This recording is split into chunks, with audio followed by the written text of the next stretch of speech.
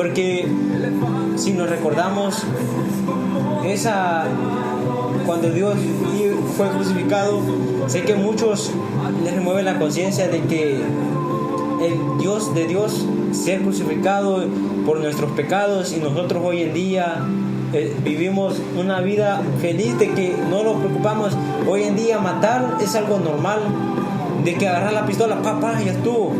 Eso en día para mí es una persona que no tiene sentimiento, no tiene amor de Dios, no tiene amor del Padre. Ha sido una persona de que fue crecida con odio, con resentimientos, y no pudo cargar su cruz. Se decidió llevar por el mal de no ser un hijo de Dios, sino un hijo del mal. Pero, ¿qué lo dice la carta de los Romanos en el capítulo 8, versículo 28? Dice: también sabemos que Dios dispone de todas las cosas para bien de los que lo aman, a quienes Él ha escogido y amados. Bien, hermano, sabemos de que somos escogidos y somos llamados por Dios. No sé, hermano Luis, me estaba acordando de que escuchamos una historia que cuando el joven estaba en su cuarto y Jesús le habló como 3 veces, él le dijo, permítame, hermano, se me va el nombre, pero Jesús le dijo, hijo, y él se despertaba, pero no sabía quién, y él se levantó y buscaba ver quién era. Creo que era Samuel. Ajá, y después le volvió Dios a hablar. Sí, es que él estaba ahí acostado durmiendo, entonces estaba con el rey. Creo que era, no me recuerdo, pero sí, la historia me la sé. Le llamó Jesús la primera vez, se levantó y le dijo, ¿me estás hablando, maestro? Ajá. Le dijo, no se estoy hablando, ve y duerme. Se volvió a dormir, y a la segunda vez que le llamó Jesús, ven y levántate, le dijo. Entonces volvió a ir a donde el maestro, ¿me está hablando? No, le dijo, ve a dormir. Entonces, pero antes le dijo, cuando escuches la voz, dile estas palabras: Señor, habla, que tu siervo escucha, y escucharás la voz de Dios. Así es. Entonces la tercera vez así lo hizo. Entonces dijo, Señor, habla, que tu siervo escucha, y Jesús pudo hablar con él. Creo que de eso me estaba diciendo. Así es, hermano. Es que se me había ido de paso ese. Pues sí, así pasó. Entonces, ¿qué no quiero que decir? Entonces, así como Samuel fue llamado por Dios, así cada uno de nosotros podemos ser llamados por Dios. No importa la hora que sea, para Dios no hay hora. Él te puede llamar, estés en un problema, estés en una fiesta, estés en no sé qué lugar, pero cuando Dios te habla, tú tienes que corresponderle, porque tiene un plan para ti. Porque para Samuel, Dios tenía ese plan, porque él decidió hablar con él. Entonces, él tenía un propósito para él. Entonces, Samuel lo escuchó y le dijo, sí, aquí está, tu siervo te escucha, habla. Entonces, Dios pudo hablar con él. Entonces, quiero que te quiero decir, hermano, que no importa en qué iglesia esté, o sí, tal vez importa, pero eso no es el punto ahorita. Lo que te quiero decir es que si Dios te llama en cualquier circunstancia, estás en un lugar, como te decía, hazle caso, porque Él tiene un propósito para ti. Tal vez los propósitos de nosotros son diferentes, pero Él te da otro propósito para que tú cargues con la cruz con los demás hermanos y hermanas, ¿verdad, hermano? Así es. Así como el hermano Ernesto nos dice que cuando Jesús nos habla, no importa tu religión, no importa si no eres católico, no importa lo que digan, no importa. Lo importante es escuchar a Dios. Cuando Dios te hable, tú como buen siervo tienes que decir, habla, que tu siervo escucha. Tú tienes que escuchar la voz de Dios, porque estés donde estés, Dios te necesita como un instrumento. Dios te está pidiendo que vuelvas, Dios te está diciendo regresa, o Dios te está diciendo ayúdame, que necesito que hagas esto por mí allá en la tierra.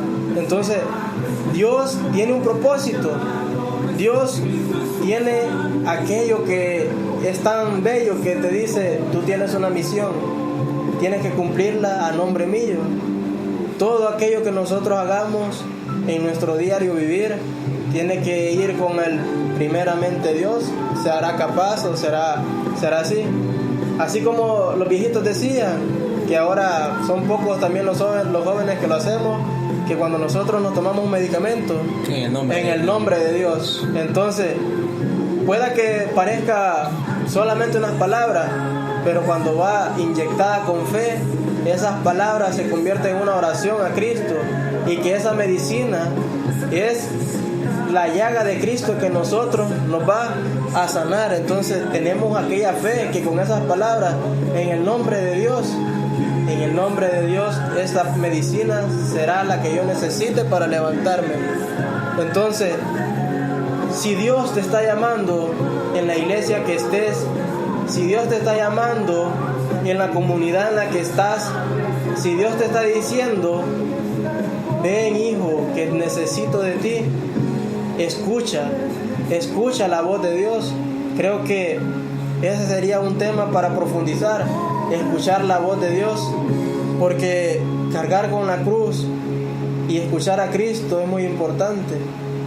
Ahora nosotros a veces renegamos demasiado siendo cristianos, pero pónganse a pensar, si Dios hubiera dicho o hubiera corrido en aquella noche que fue apresado, hubiera huido, porque Dios había hecho una oración antes y él estaba lleno de miedo, dijo, cuando subió al monte a orar, pero cuando bajó era otra persona, porque confió en su Padre.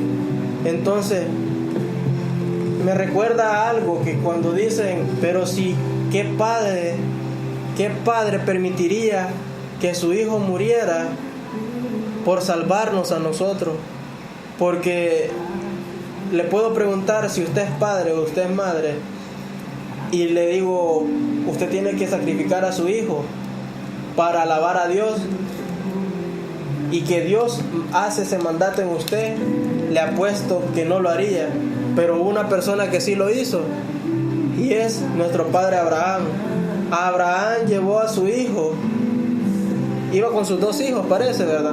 Pero solo uno de ellos lo tomó, no, era un hijo, iba con su familia, pero era un hijo, pero le dijeron que se esperaran abajo.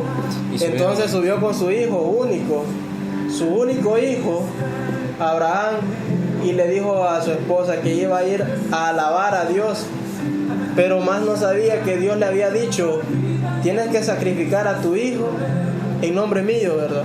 Así es. Y la madre, ¿cómo entró en esa?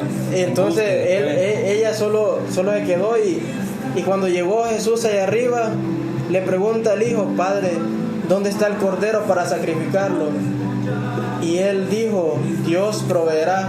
Y en ese monte, bueno, según las lecturas que he hecho, en ese monte hasta la actualidad se llama Dios provee, donde Abraham iba a sacrificar a su hijo porque Dios así se lo había pedido.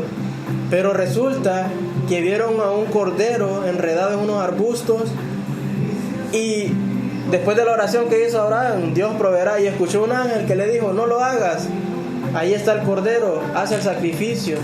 Entonces la promesa que Dios tenía para Abraham es que su descendencia se multiplicaría como las estrellas del cielo. Jesús le prometió eso, pero ¿cómo es posible? Dijo Abraham, no renegó Abraham, solo lo dudó un poco, pero él dijo, tengo que hacerlo. Entonces, y así fue, Abraham nuestro padre. Luego, si ustedes fijan en el capítulo del Evangelio de San Mateo, del 1 en adelante, comienza con nuestro padre Abraham, luego la descendencia de Jesús. Toda esa descendencia desde allá hasta la actualidad se cumplió la promesa de nuestro padre en Abraham.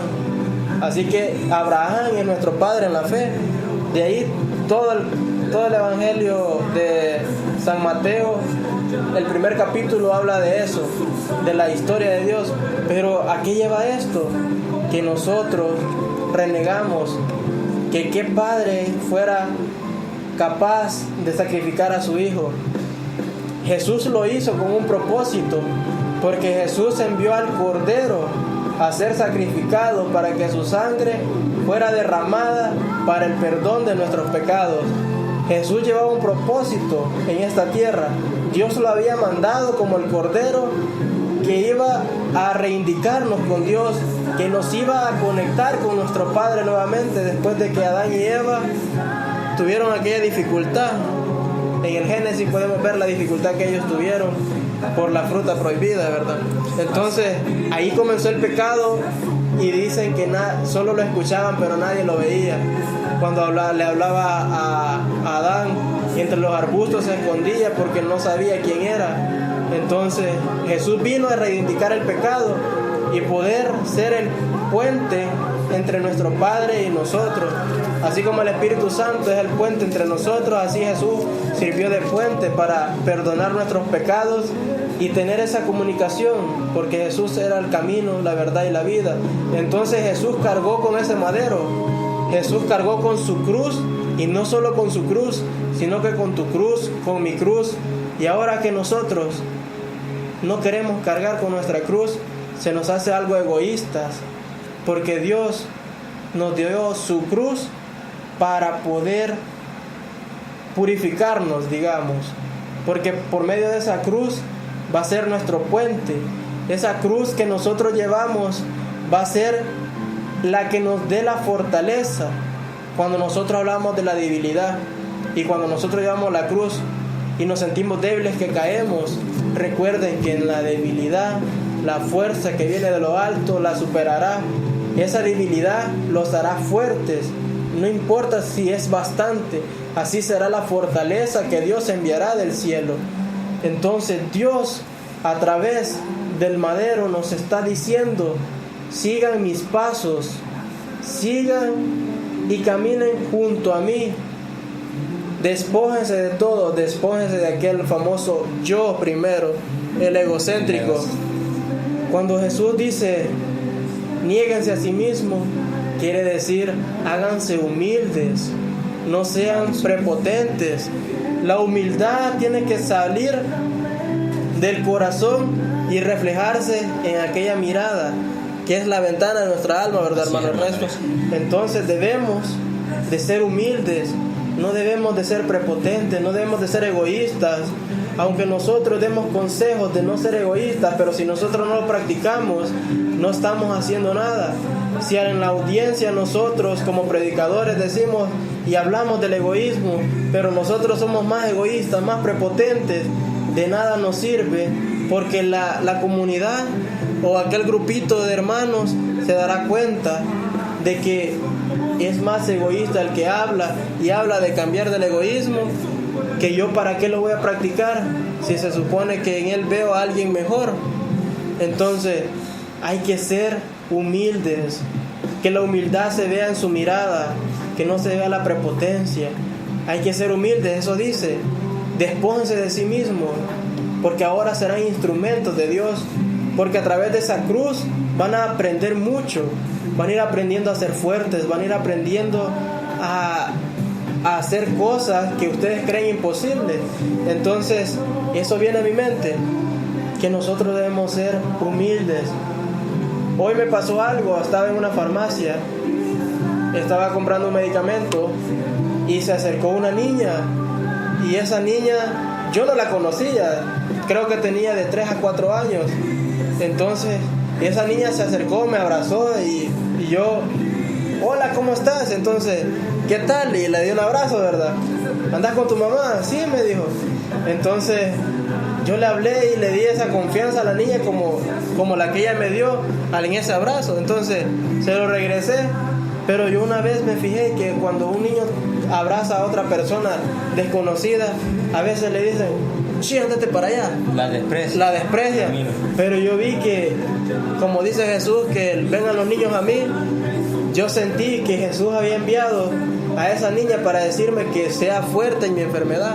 Entonces yo dije, esta va a ser la fortaleza. Y en realidad yo sentí una gran paz con esa niña. Y la mamá estando ahí le dijo, espérate que ni lo conoces, y lleva con una amiga y le dijo, ¿y que lo conoce? No sé quién es. Y entonces, y yo le dije a la señora, tiene una muy bonita hija. Ay, gracias, me dijo.